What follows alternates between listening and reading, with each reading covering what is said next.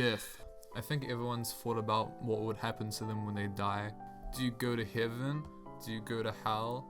Is it like how you felt before you were born? I mean, that one doesn't really make sense because I wasn't me before I was born, and now I'm me.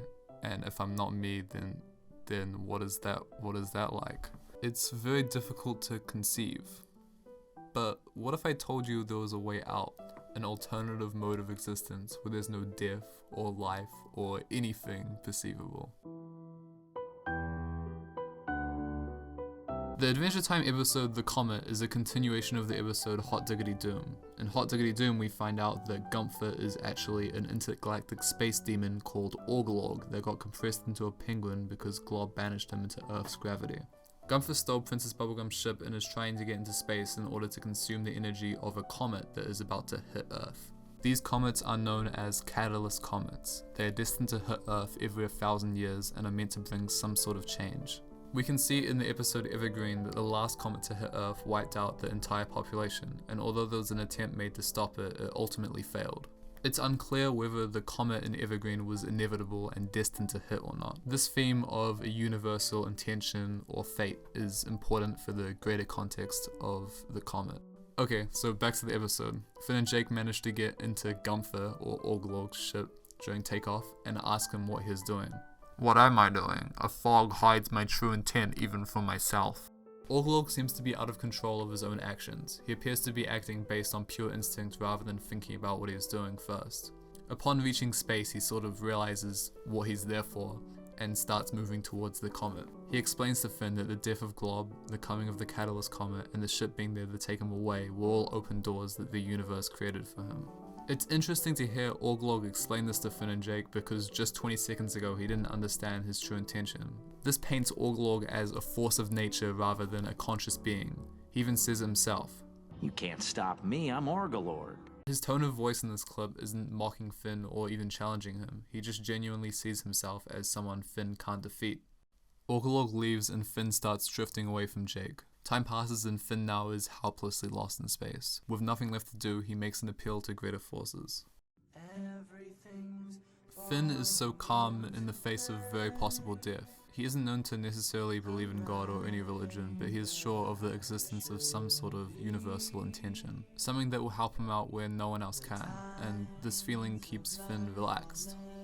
After making the appeal in form of song, Finn encounters his dad on the moth he stole in the episode On the Lam. Martin helps Finn onto the moth and tells him the moth moves completely randomly. He has no control over it or where it goes. He describes his journey on the moth as having no meaning or purpose. It's kind of fun, right? See, there's no reason or purpose, or what you said, universal intention. Martin's perspective completely contradicts Finn's. His belief that everything happens without a reason goes against Finn's belief that a greater meaning brought them together. Both of their views actually make sense. Martin's perspective makes sense due to his meaningless lifestyle, and Finn's perspective makes sense due to him being more grounded with structure. These fundamental differences between Finn and Martin are why they find it so difficult to understand one another. The moth flies Finn and Martin towards Orgalorg. Martin recognizes that it's Orgalorg and immediately sees the situation as out of his control.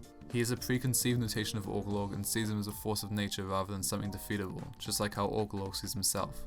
Finn, on the other hand, sees Orgalorg as any other enemy. He views his closing mouth as an open door and jumps through without any hesitation or plan of action. Both Finn and the Comet are inside of Orgalorg now. Orgalorg is draining the Comet's essence and Finn appears to be powerless, but in a moment of hopelessness, Finn's grass sword allows him to break Orgalorg away from the Comet. In the episode Blade of Grass, Finn gets cursed by a wizard to always have a grass sword attached to his arm. The episode ends with the wizard saying to Finn, "You have no power over me, young fool. The grass sword will be part of you for all of eternity." To that Finn responds, "You know what? I think I'm cool with that." The grass sword is a personified representation of Finn accepting the parts he can't change and doing what feels good. He didn't think about the consequences of jumping into Orgalorg's mouth. He didn't view him as a force of nature, just another enemy to defeat. He acted based on pure instinct, and this put him on the same level as Orgalorg. Orgalorg is a force of nature, but so is Finn, and that's why Finn was able to defeat him. The comet at this point has stopped moving completely and starts to break open. Finn, do you remember? Yeah, I think so. A long time ago, I was you, sort of. And I crashed on Earth and became a butterfly or some biz. The comet reveals to Finn that he used to exist as a comet in his past life and that he may be her creator. I give you a choice. Come with me to the end and the beginning, or struggle here a while like a beautiful autumn leaf. The comet is offering Finn an alternative mode of existence, something devoid of life and death. It begins to list all the things that make up the human experience and are impossible to imagine existing without. This is your crisis, as you stand on the edge of freedom from love, hate, friendship. This offering would immortalize Finn, but take away everything he has. Secrets. You're telling me to give up all this stuff, but you're not really making it sound bad. It's not. I've put a lot of work into this mute reality. I'd like to see it through. Sometimes the meaninglessness of life makes us blind. The comet was offering everything, to be immortalized, to have some kind of ascension, to have a greater purpose. But at the cost of living. Finn has felt a lack of meaning before. A weaker Finn, one from the beginning of season 6, would have accepted this offer. But this version of Finn has realized that agreeing to this proposal would be killing himself and declines. He has grown to understand that he creates his own meaning and that he would rather build on what he already has than give it up for something he can't even comprehend. Marceline, on the other hand, has nothing to lose and asks if he can take up the comet's offer. This is the moment where Finn comes to terms with who his dad is. Throughout season 6, Finn has seen him as some sort of mysterious and evil figure, but here he realizes he isn't evil, he just doesn't care about anything. Goodbye, son! Bye, Dad. This is the last we ever see of Marceline. Existentialism is a philosophical approach to life that claims we have no inherent purpose when we're born, and while living we must each find our own purpose. Both Finn and Marceline represent two different sides of the existentialist ideology. Finn rejects God to work on and find meaning in what he already has, and Marceline rejects what he already has to find meaning in something else. Finn and his dad understand that they both have different values, ideals, and purposes. Marceline got the absolute best thing for him, to escape the meat reality he was so tired of, and Finn got his best outcome, to return to the people he loves, the people that make his life. There was so much emphasis put on a universal intention throughout the episode, but if there was such thing as a universal intention, why do shitty people like Martin get to ascend to a greater state of being? If there was such thing as a universal intention, why would Orgalorg have been able to stop the fated Catalyst comet from hitting Earth? If there was such thing as a universal intention, why would anything matter? Finn has ultimately matured to understand that he should separate what the universe wants from his personal identity.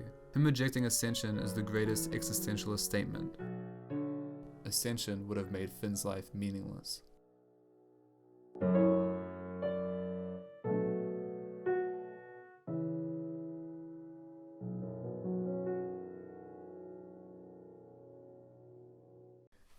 Hello, thanks for watching the video. There's 2 more Adventuretime videos on this channel right now. This is my 3rd video on the channel. Please leave a like on the video, please. Okay, bye.